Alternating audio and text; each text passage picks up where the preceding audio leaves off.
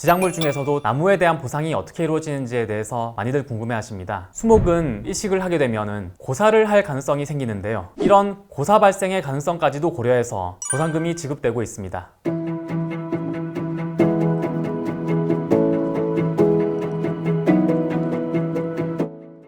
안녕하세요.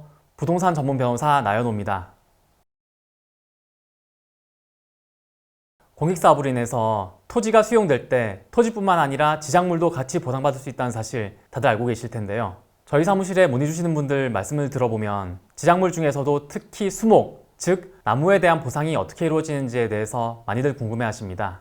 이번 영상에서는요, 바로 이 수목 보상에 대해서 자세히 알려드리도록 하겠습니다. 토지보상법에서 수목에 대한 보상금은 해당 수목의 취득비가 아니라 이전비를 기준으로 산정되는 것이 원칙인데요. 이때 이전비는 다른 지작물처럼 단순히 수목을 사업구역 밖으로 옮겨 심는 데 소요되는 비용, 즉 이식비만을 의미하지는 않습니다. 수목은 식물이기 때문에 다른 장소로 이식을 하게 되면 고사를 할 가능성이 생기는데요. 우리 토지보상법에서는 이런 고사 발생의 가능성까지도 고려해서 보상금이 지급되고 있습니다. 이렇게 수목이 고사할 가능성을 고손율이라고 하는데요. 이 고손율의 수목 가격을 곱한 값으로 고손액을 산정해서 보상하고 있습니다. 이렇게 토지보상법은 이식비에 고손액을 더한 이전비를 지급하는 것을 수목보상의 원칙으로 하고 있습니다. 다만 수목의 이전비와 취득비를 비교했을 때 이전비가 취득비를 초과하는 경우에는 다른 지작물 보상과 마찬가지로 취득비로 보상한다는 점도 참고하시면 좋겠네요. 그렇다면 수목의 보상액 산정 과정에서 이전비와 취득비 중에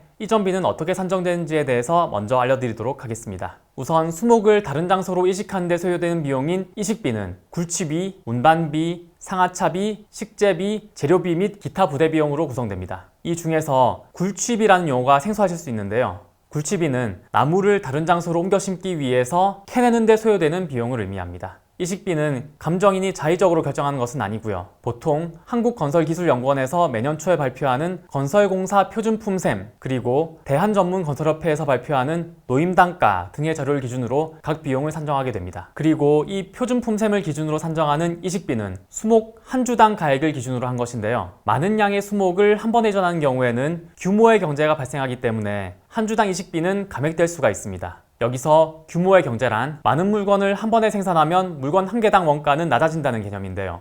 수목 보상이 있어서도 한 번에 많은 수목을 옮겨 심으면 한 주당 이식 비용은 낮아진다는 의미입니다. 그런데 여기서 주의할 사항이 있습니다. 방금 말씀드린 것처럼 수목을 다른 장소에 옮겨 심는 데 들어가는 이식비는 규모의 경제에 따라서 감액이 가능하지만 고손액의 경우에는 수목을 대량으로 이식하더라도 고손율이 더 낮다고 볼 수는 없기 때문에 고손액은 규모의 경제에 따라서 감액될 수 없다는 것이 대법원 판례입니다. 따라서 본인 소유 수목에 대한 고손액이 산정될 때 혹시 수목의 양이 많다는 이유로 감액되지 않았는지 여부를 체크해 보셔야 합니다. 수목은 그 종류에 따라서 근원직경, 흉고직경, 수고, 수간폭 등을 기준으로 규격을 측정하고 측정된 규격에 따라서 이식비를 산정하는데요.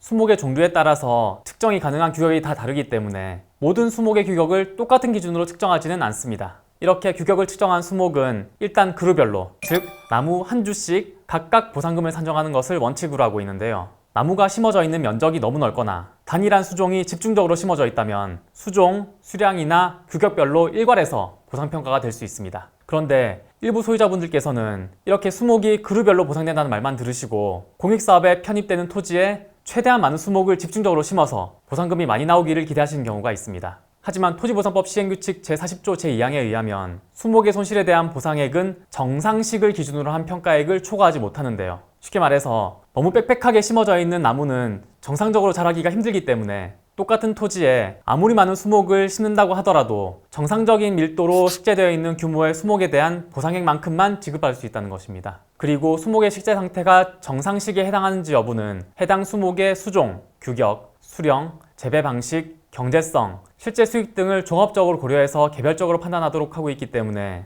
혹시 본인 토지에 나무가 조금 빽빽하게 심어져 있다라고 생각하시는 분들께서는 수목에 대한 감정평가를 받으실 때 본인 소유 수목의 식재 상태가 정상식에서 아예 벗어날 정도까지는 아니라는 점을 적극적으로 주장하실 필요가 있습니다. 이번에는 수목의 취득비, 즉 수목 자체의 가격은 어떻게 산정되는지에 대해서 살펴볼 텐데요. 일단 토지보상법에서는 보상 대상 수목과 비교할 수 있는 정상적인 거래 사례가 있는 경우에는 그 사례를 기준으로 가격을 산정하도록 하고 있습니다. 그리고 실무적으로는 조달청의 수목 조달 가격이나 조경수협회의 가격을 참고해서 취득비가 산정되고 있습니다. 지금까지 말씀드린 것처럼 수목에 대한 보상금은 일반적인 지작물 보상에 비해서 상당히 복잡한 절차에 따라서 산정되는데요. 그래서 비전문가 입장에서는 내 수목에 대한 보상금이 제대로 산정되었는지를 파악하는 것이 쉽지가 않습니다. 혹시 보상사업 지역에 수목을 갖고 계신 분이 계시다면 섣불리 협의 보상에 응하지 마시고 반드시 전문가의 상담을 받아보실 것을 권해드립니다. 저는 감정평가사이자 부동산 전문 변호사로서 수목 보상금 증액 소송에 관해서도 풍부한 경험을 갖고 있으니까요. 궁금한 점 있으신 분들은 연락 주시기 바랍니다. 오늘 영상은 여기까지입니다. 도움되셨다면 구독과 좋아요, 알림 설정 부탁드리고요. 다음 영상에서도 유익한 정보로 찾아뵙겠습니다. 끝까지 시청해주셔서 감사합니다.